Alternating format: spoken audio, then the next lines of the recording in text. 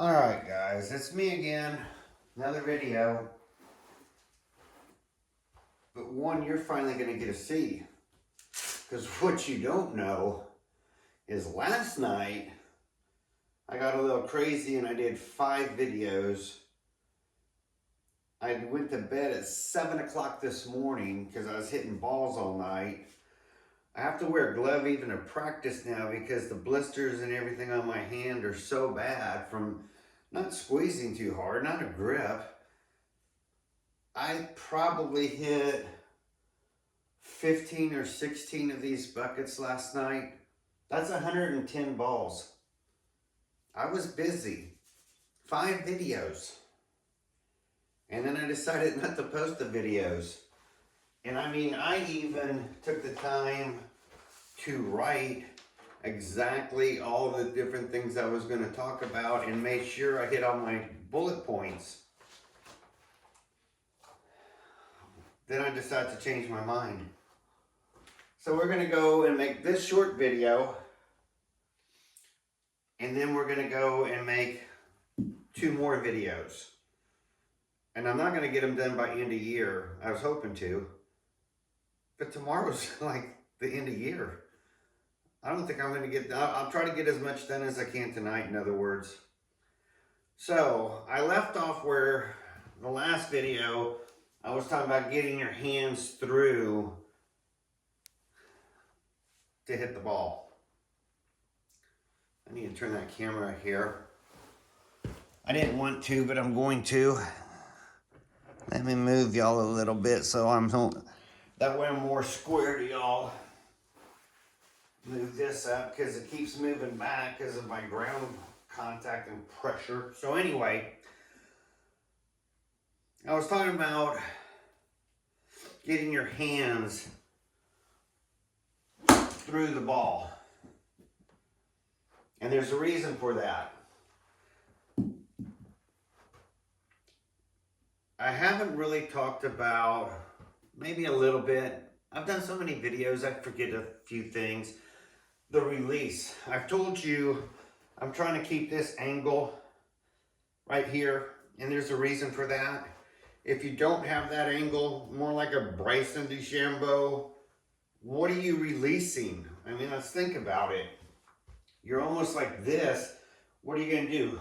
Get the hands forward and push the ball? You really don't want to push the ball. That's dragging that handle through and trying to push the ball. There's nothing to release. So when we started this whole adventure, for those who have been following along, I said just turn everything. Then I said, if you're smart about it, you'll make sure you get your left shoulder over your right ankle, and then when you do it the other way, your right shoulder goes over your left ankle. And that moves your low point a little bit. But I still said turn everything. But the ball flight will go down. Your ball will go a little further. I didn't really talk a whole lot about the release. The release needs to happen. For those people who say, oh, I'm going to stare at that little dimple right there and that's the one I'm going to hit, they're lying. You're not hitting no dimple. You're going through the ball. And the ball's in the way and you're collecting it as you release the club. I will say this real quick. There's 3 parts of a swing that you should be concerned about. This part, getting your club down, is your hand speed. So if you hear people talk about hand speed, that's what they're talking about. Then when they release this,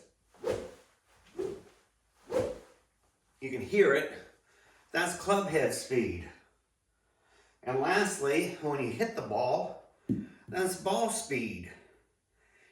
And I've been trying to say to everybody, you don't want to release till you get to the ball and collect it and then release after the ball to get more ball speed. So when I left off on the last video, I said, y'all need to make sure you're getting your hands down and through that ball.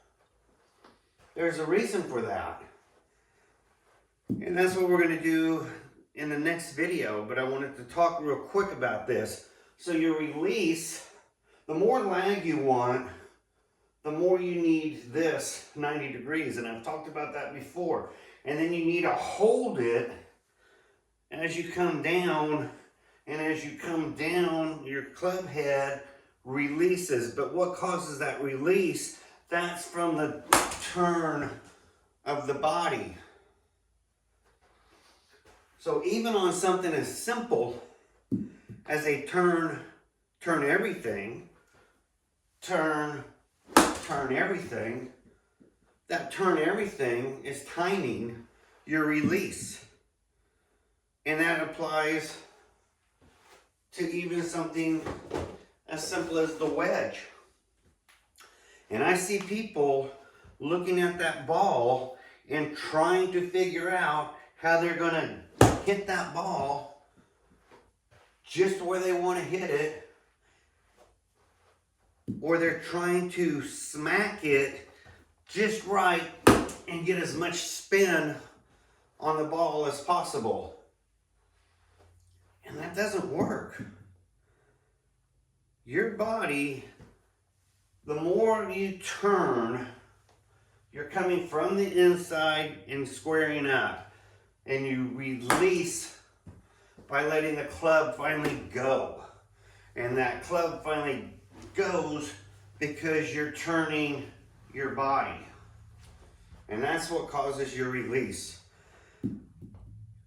The only way you can really move your impact of where you're hitting either the ground or the ball is not just the turn, but the low point. This is your fulcrum. Some people, very few, but I do. I like to think of it as a trebuchet, because you're coming up and through the ball.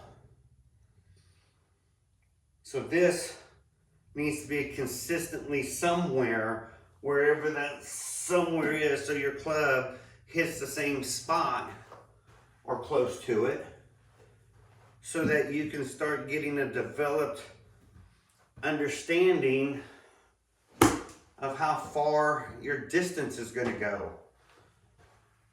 by how much dynamic loft you're adding to the club or taking away, depending. But if you haven't gotten to where you can do that and hold that ball flight down and get those hips turning and get through that ball, then you're going to have a problem with the next video. It's going to be a challenge. But the truth of the matter is I never even promised you the next video.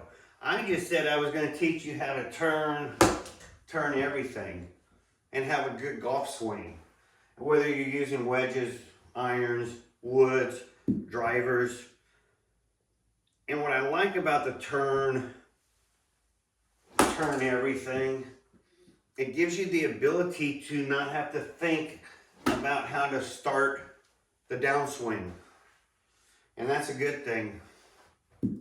One less thing to think about. So now all of a sudden you're just thinking about maybe getting your hands through the ball. Or better yet, what you should be working on besides your turn everything is supposed to teach you contact. So you're trying to hit the same spot all the time. So like, here's my 9-iron. I'm trying to hit the same spot. Let's see. Same with the 8-iron, trying to hit the same spot. So you want that kind of consistency. And I should travel throughout all the clubs. My 7-iron, it's keeping consistent. So the more consistency you have, the more you can start understanding what your swing is capable of so that you can go out and use it. So you have to have some kind of consistency.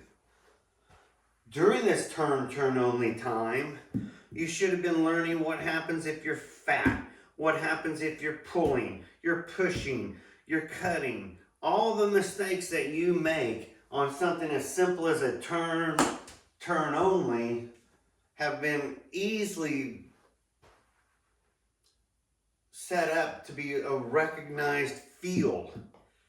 Like, oh my God, if I don't get back here for some people and I try to get more up here, I'm going left because I'm almost coming over because I need to come from here and rotate. And remember, you're going to bend over at the waist. You're going to break the knees. You're going to turn this 45. You're going to turn this 90. That 90 puts you over your ankle, but you don't want your weight of your hip over your ankle. It's not that confusing. It just simply means you should be working on when you're here and making this turn and getting this club back here to come down and hit my ball. How can I do that without getting, quote, stuck? Getting all my weight over my hip. And so the first thing you're probably going to notice is when you put this hand down on the club, I said that's probably going to kick your hips over. So the first thing you need to do is get your hips back to square. Square them up. I said some people will push and push 1 inch, 1 inch. Now they've got a little bit more weight on that left foot, but what they've done is by moving things over, they don't feel like they're gonna sway this way anymore. This can help lock them up, and that gives them the ability to make this turn through here. And so they can turn everything. I found something today that's really working well that you're going to probably want to work on as well. And that's not, we're going to talk about the grip, but we're going to talk about your thumb.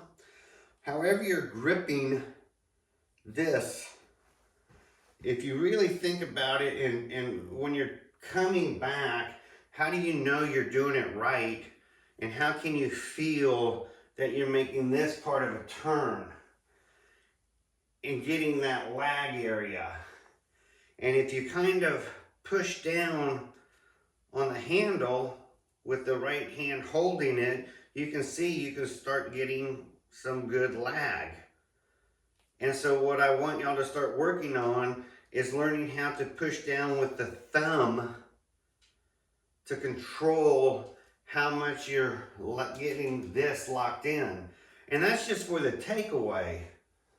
If you really think about it, if you're not putting the wrong way, you're gripping the lifeline, but you're putting it down through the finger pads right here, by the time you get up to here, if that's in the finger pads, this should be a 90 degree.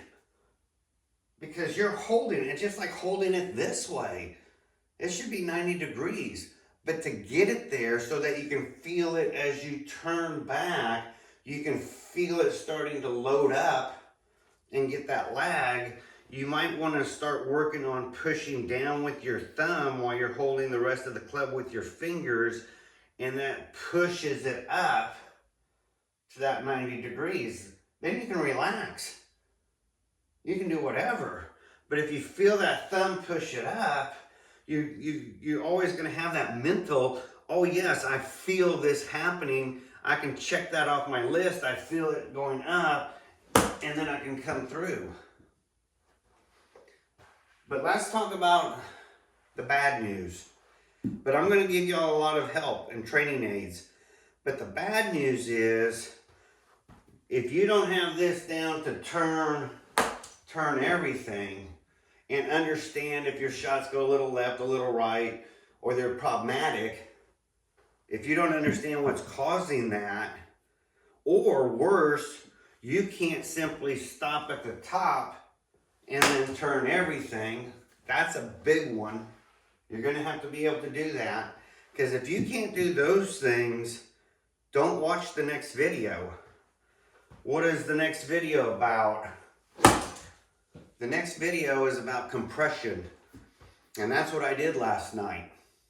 I worked here. It took me about 120 balls, and I was really starting to compress it, and then I got excited, and then I said, well, I'm going to show this in increments and introduce y'all to how to compress a ball. But then and it can get complicated. And I would never start with a wedge. If you want to learn compression, I would never start with a wedge. And so some of you might think, oh, a 7-iron, oh, an 8-iron. No. Honestly, if I was going to start learning compression, I would use a 9-iron. And there's a reason for that. It's pretty close to your wedges. Like, you know, I use a 52 degree. But a 9-iron feels more like an iron than a wedge. But it gives you the ability to still have to keep the ball low. So you're going to have to get those hands up. But the shaft is a little bit longer than your wedge for most of y'all.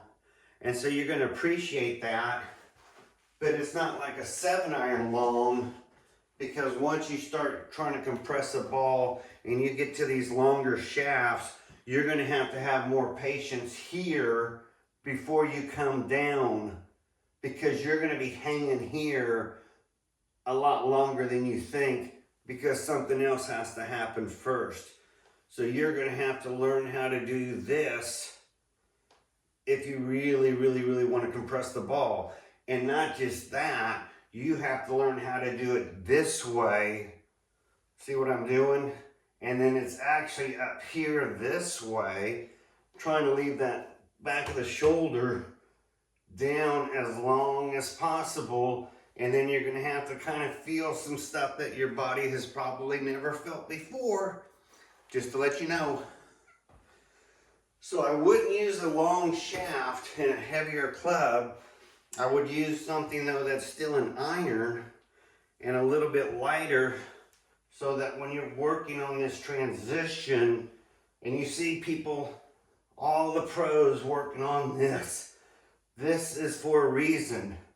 They're trying to make sure they're getting their hands forward, but they're still thinking about that shoulder coming up and through.